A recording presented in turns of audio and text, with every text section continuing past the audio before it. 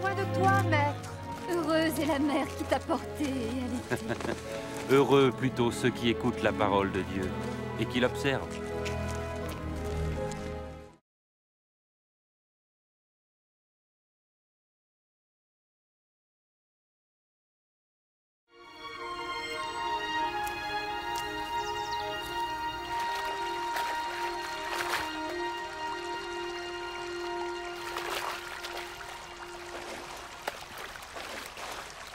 Apprends-nous à prier, comme Jean l'a appris à ses disciples.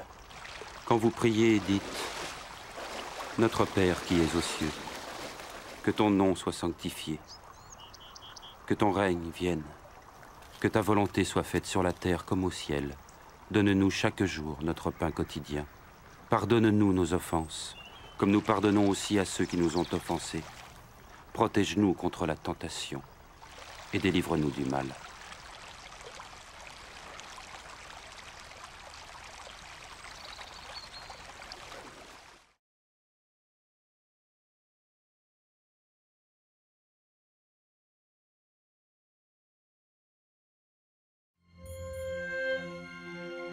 Dans les Saintes Écritures, Dieu déclare que le Messie viendrait pour être le sauveur du monde.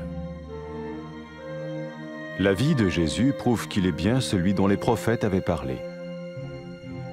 Ésaïe a prophétisé que la Vierge deviendrait enceinte et qu'elle enfanterait un fils. Des siècles plus tard, la naissance de Jésus accomplissait cette prophétie.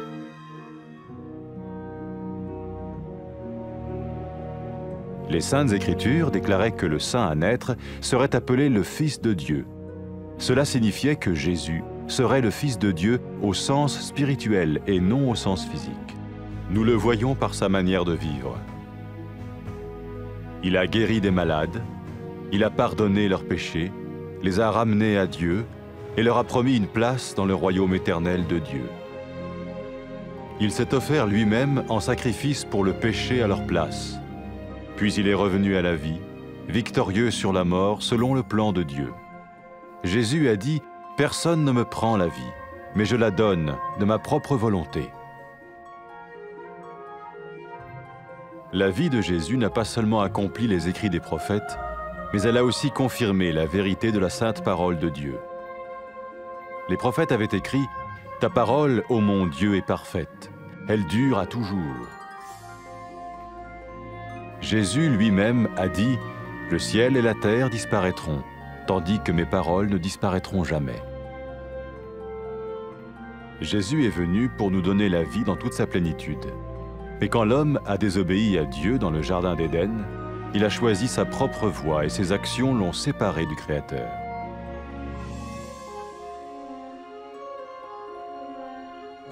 Les Saintes Écritures déclarent que tous ont péché et que le salaire que paye le péché, c'est la mort. Il s'agit de la mort spirituelle, éternelle séparation d'avec Dieu. Mais tout comme Dieu a donné un bélier pour qu'il meure à la place du fils d'Abraham, ainsi il a envoyé Jésus, le Messie, mourir à notre place. Sa vie, sa mort et sa résurrection restaurent la relation entre Dieu et tous ceux qui mettent leur confiance en lui. Maintenant, non seulement Jésus pardonne les péchés de ceux qui le suivent, mais il les sauve aussi du jugement éternel de Dieu. Ils sont sûrs d'aller au paradis et de vivre avec lui pour toujours. C'est cette vie et cette liberté de la culpabilité et du pouvoir du péché que Jésus offre à chacun aujourd'hui. Cela ne veut pas dire suivre une religion, mais choisir d'avoir foi en Jésus qui dit « Je me tiens à la porte et je frappe. Si quelqu'un entend ma voix et ouvre la porte, j'entrerai chez lui. » Cela veut dire se tourner vers Dieu et croire que Jésus vient dans nos vies pardonner nos péchés et nous rendre tels qu'il veut que nous soyons. Il ne suffit pas d'approuver intellectuellement ce qu'il dit, ni de vivre une expérience émotionnelle. Nous le recevons par grâce, au moyen de la foi, par un acte de notre volonté. Lorsque quelqu'un est prêt à suivre Jésus le Messie, il peut lui parler par une simple prière. Peut-être êtes-vous prêt maintenant à ouvrir votre vie à Dieu. Si oui, vous pouvez vous joindre à la prière suivante, silencieusement. dans votre cœur. Seigneur Jésus, j'ai besoin de toi. Merci d'être mort sur la croix pour mes péchés.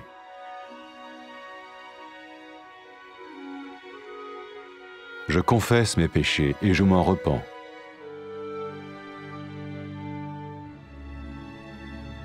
Je t'ouvre la porte de ma vie et je te reçois comme mon Sauveur et Seigneur.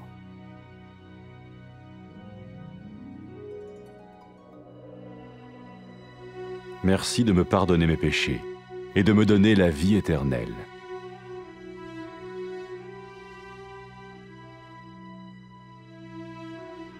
Fais de moi le genre de personne que tu veux que je sois. Maintenant que je deviens l'un de ceux qui te suivent. Amen.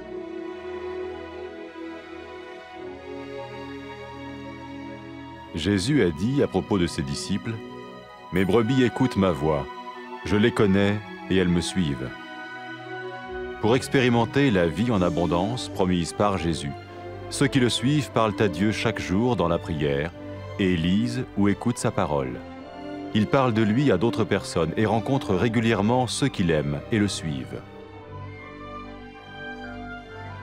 N'oubliez pas sa merveilleuse promesse. Tout pouvoir m'a été donné dans le ciel et sur la terre. Et sachez-le, je vais être avec vous tous les jours, jusqu'à la fin du monde.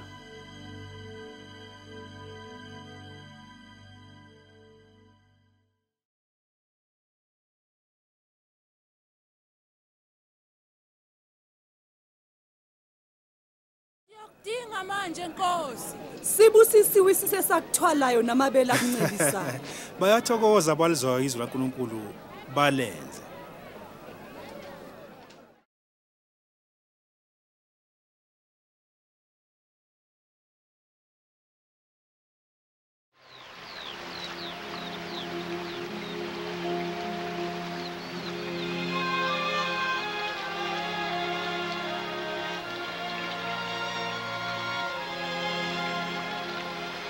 Sifundisa ukukhuleka njengoba uJohane wabafundisa abafundi bakhe. Uma nikhuleka nibukuthi Baba wethu osezulwini, malingcolise igama lakho.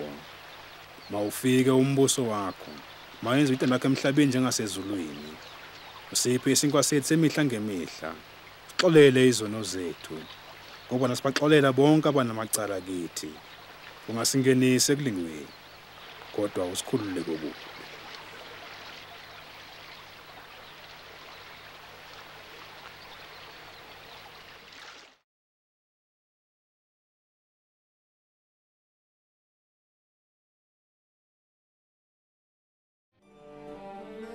Emandulo abaprofeti babhala embhalweni ukuthi uNkulunkulu wayezothumela uMesiya ukuzosindisa izoni zibuyisane noNkulunkulu. Impilo kaJesu iyakhombisa ukuthi impela ungulomsindisi. Umprofeti uIsaya abhala wathi, intombi nto izokhulelwa izala indodana. Kwenzeka. uNkulunkulu ngamandla akhe wenza ukuthi uMaria eseyintombi nto akhulelwe azale uJesu. Njengalokhu kulotshiwe embhalweni, isimangaliso sokuzalwa kwakhe kwakuluphawu lukaNkulunkulu ukuthi lo mntwana wayenguMesiya, lowo uNkulunkulu ambiza ngokuthi indodana yami. Uma abantu bebona uJesu babona ubunjalo namandla kaNkulunkulu. Wayephilisa abagulayo, wathethelela izono zabo, wabuye wathembisa nendawo embusweni wakhe ongunaphakade. uJesu wanikela ngempilo yakhe yaba ngumhlatshelo, wathwala isijeziso sabo bonke abantu. Wabuye wavuka futhi waphila, ekhombisa ukuthi amandla akhe makhulu kunawokufa. uJesu uMesiya wathi, nginamandla okudela ukuphila kwami, ngibuye ngikuthathe futhi. Impilo kaJesu igcwalisekisa imibhalo yabaprofeti, iqinisekisa ukuthi izwi likaNkulunkulu ligcwele, liphelele, limi kuze kube phakade. uJesu uyizwi likaNkulunkulu. uNkulunkulu uzambula ngoJesu kubantu bakulelizwe. uJesu uze ukuba asinike ukuphila kuchichime, sibe njengoba sasinjalo ngesikhathi uNkulunkulu edala abantu bokuqala. Kodwa bona bamethembanga uNkulunkulu bedelela imiyalo yakhe.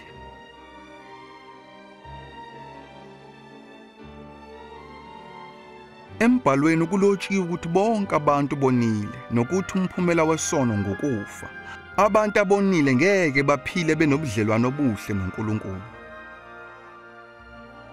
Kodwa njengalokhu uNkulunkulu amhlinzeka ngenqama uAbraham esikhundleni sendodana yakhe, ngokunjalo noNkulunkulu wathumela uJesu ukuze afe esikhundleni sesizukulwane sika-Adamu.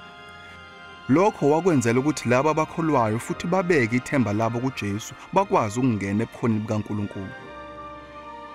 Ngakho-ke, labo abalandela uJesu bazophunyula esijezisweni, bahlale noNkulunkulu kuze kube phakade.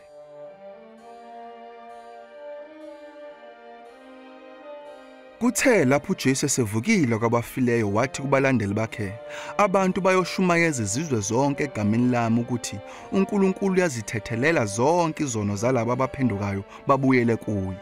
uJesu wabuye wathi uzothumela uMoya oNgcwele ukuze ahlale nabalandeli bakhe abafundisa iqiniso, abuye abaphe amandla okuphila ngokwentando kaNkulunkulu.